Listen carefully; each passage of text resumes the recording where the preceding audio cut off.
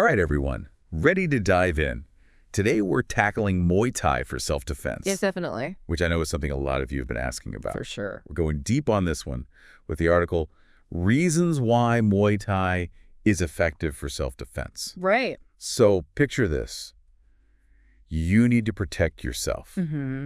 Could Muay Thai be your saving grace? Let's find out, right? Absolutely. A good place to start is with those 8 striking points. 8 limbs, right. Yeah, it's often called the art of 8 limbs. See, now that, to me, sounds kind of superhero-ish, 8 limbs. Yeah. So it's not just your fists and feet, right? Not at all. So we're talking fists, elbows, knees, shins. Oh, wow. It gives you so many options that a lot of martial arts just don't have. I think that's what's always been so fascinating to me. It's like you've got this whole toolkit of ways to defend yourself. Exactly. It's all about adapting.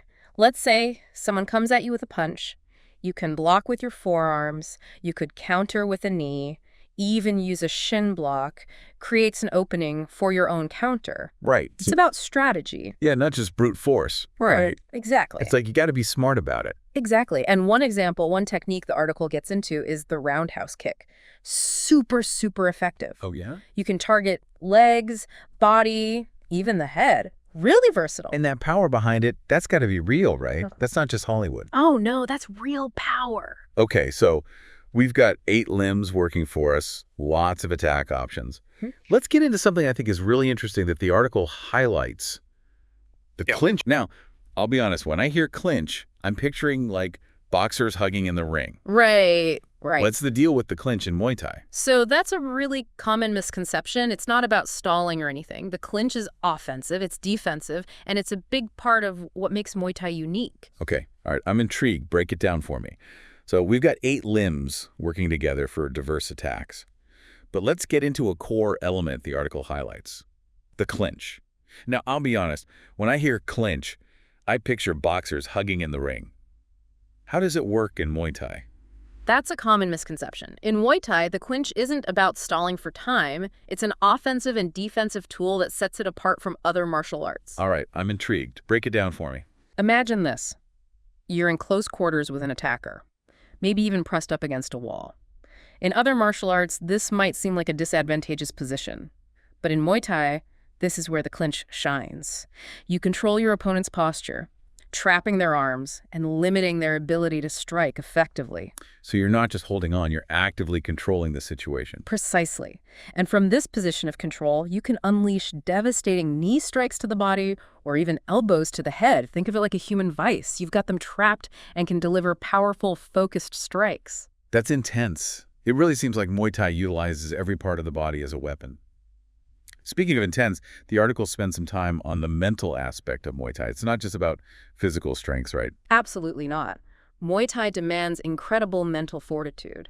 The training itself is rigorous. You're pushing your physical limits, and that spills over into mental resilience.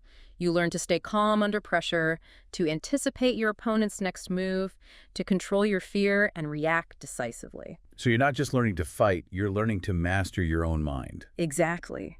Think about it. Even outside of a self-defense situation, those skills, calmness under pressure, strategic thinking, they're invaluable. I can see that.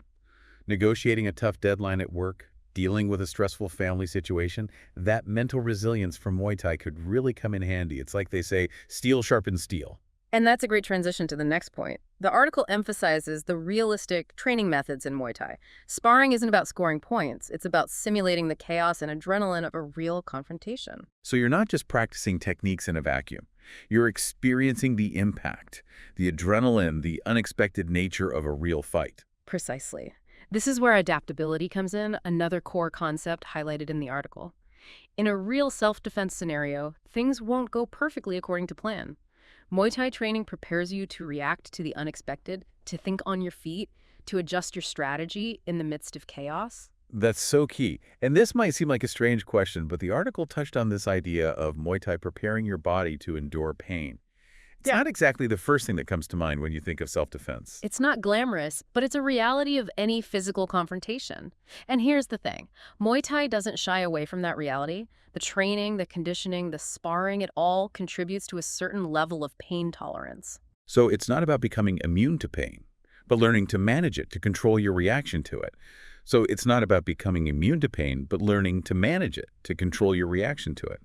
It's almost like mental training too, isn't it? It really is, yeah. You push past those instincts to freeze or panic. You learn to stay composed even when you're taking a hit. And that can make all the difference in a self-defense situation. Huge. And this ties into something the article touches on at the end. They pose this question.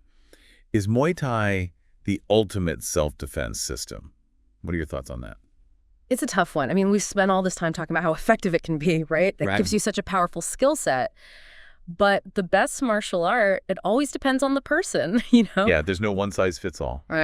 Exactly. We've dug into the why Muay Thai works, but the how, that's up to each person listening. Right. What feels right for them, their body type, their learning style. It's like choosing the right tool, right? Exactly. You wouldn't use a hammer for everything. Right. Maybe you're drawn to Brazilian Jiu-Jitsu or the speed of Krav Maga, you know? Sure. The great thing is there are so many options out there. So many. Each one with its own strengths. So explore. Right. Yeah, explore, try a few things out, see what clicks. You might even find yourself drawn to Muay Thai after this. Yeah, I have to say, this deep dive has given me a lot to think about. Yeah.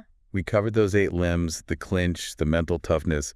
It's a lot more than just fighting, you know? Absolutely. And for anyone listening, I think the biggest thing to take away is that self-defense, it's personal. Yeah. It's about finding what makes you feel empowered, what builds your confidence. Couldn't have said it better myself. This was great. Thank you so much for walking us through the world of Muay Thai for self-defense. Of course, my pleasure. We hope you all enjoyed this deep dive. Until next time, stay curious, everyone. Thanks so much for watching. We spend a lot of time putting these videos together.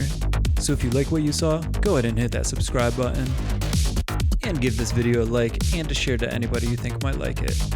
And if you have any thoughts or suggestions on the video, go ahead and leave a comment. We make sure to read them all. Thanks, and see you next time.